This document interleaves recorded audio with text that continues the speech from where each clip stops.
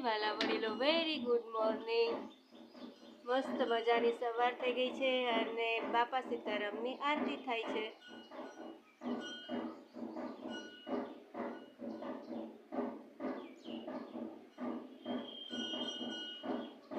જય સ્વામિનારાયણ. રાધા કૃષ્ણ.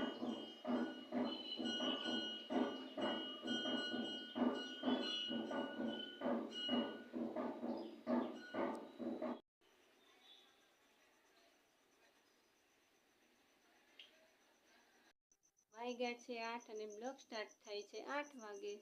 ફ્રેશ ઉજ્જવલા જો આવી. કેટલા ટાઈમ પછી આવી ઉજ્જવલા આપણને મળવા.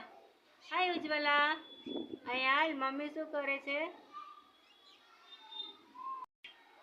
ઉજ્જવલા એમ કહે છે કે તમે બધા યાદ કરો છો. ભાઈ અમે બધાય તને યાદ કરે છે. મમ્મી શું કરે છે ઉજ્જવલા? દેખાય છે ને ફ્રેન્ડ, સામે બેઠી છે જો દેખાય. શાક આવી ગયું છે, વટાણા અને બટેટા. હજી 12 વાગ્યા છે તો ફટાફટ મારા વટાણા સુધારી લઉં. સવા 2 દેખાય છે, સવા 2 થવા આવ્યા છે તો બસ રસોઈ થઈ ગઈ છે. વટાણા બટેટાનું શાક, રોટલી. બસ કાંદા સુધારું છું. ભાઈ કચુંબર તો જોવે જ, કાંઈ નહીં તો કાંદા. તો બસ જમવાની તૈયારી કરી. ચાલો જમવા. ભરાઈ ગયું છે પેટ તો કાંઈ નહીં, અમે જમી લઈએ. અને બ્લોગ તો ક્યારનો સ્ટાર્ટ થઈ ગયો હતો પણ ફેસ ટુ ફેસ હવે. તો બસ વળી પાછું એક વખત તમારું બધાનું સ્વાગત છે બ્લોગમાં. તો ચાલો જમવા. પણ વધારે હવે તમે કહેશો કે નથી હાલે એમ, તો અમે જમી લઈએ. Bye bye. હંમેશા આપા જયમાં ન જાય પણ એને નીંદર મસ્ત આવી જાય.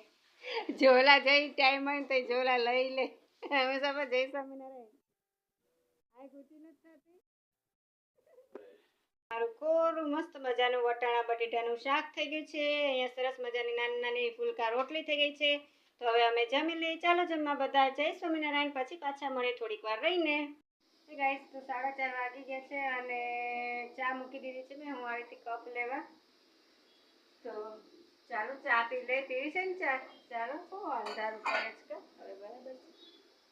તો હવે તડકા લાગે છે હો. ગરમી થાય છે. પાણી તરસ એટલી લાગે છે, બહુ જ ગરમી લાગે.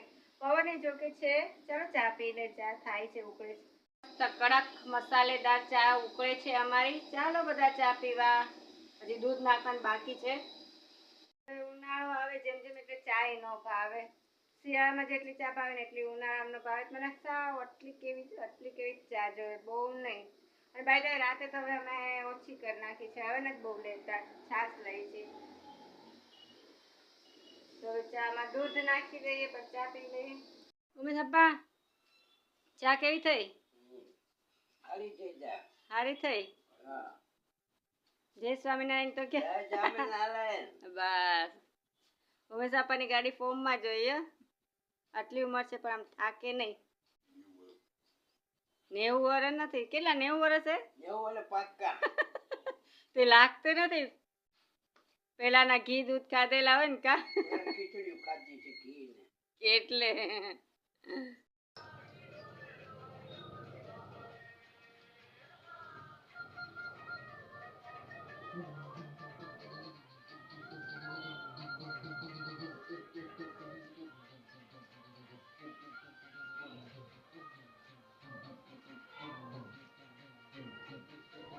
હવે સપાર મોઢું જોવા જેવું થાય. ઘડે ઘડે સ્ટાઇલ કઈ બદલે. વાહ વાહ. હવે ભળે.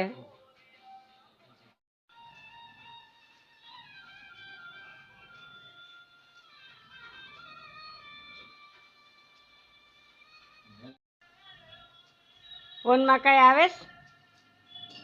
હે એટલું જોતા કલાક થઈ. પપ્પા આવી ગયા છે. મેં કોથમીર મગાવી હતી. અરે કોથમીર ફૂલ વાળી છે જે મસ્ત.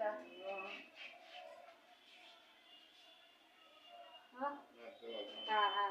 ઉમેશ પપ્પા તો તાવડીની ખરીદી કરે કે મોટી કા હોલ છે એમાં. એવી દીધી. ઓલા મળી જાય છે રોટલા. આ તો સારી છે. હા સારી. અને ફ્રેન્ડ્સ કોથમીરી આવી ગઈ છે મારે મસ્ત દેશી.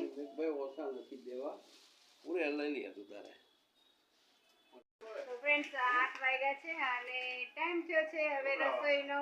તો રસોઈ કિચન આપણને બોલાવે છે કે ચાલો ફટાફટ હવે રસોઈ કરવા. તો હું જાઉં છું કિચનમાં.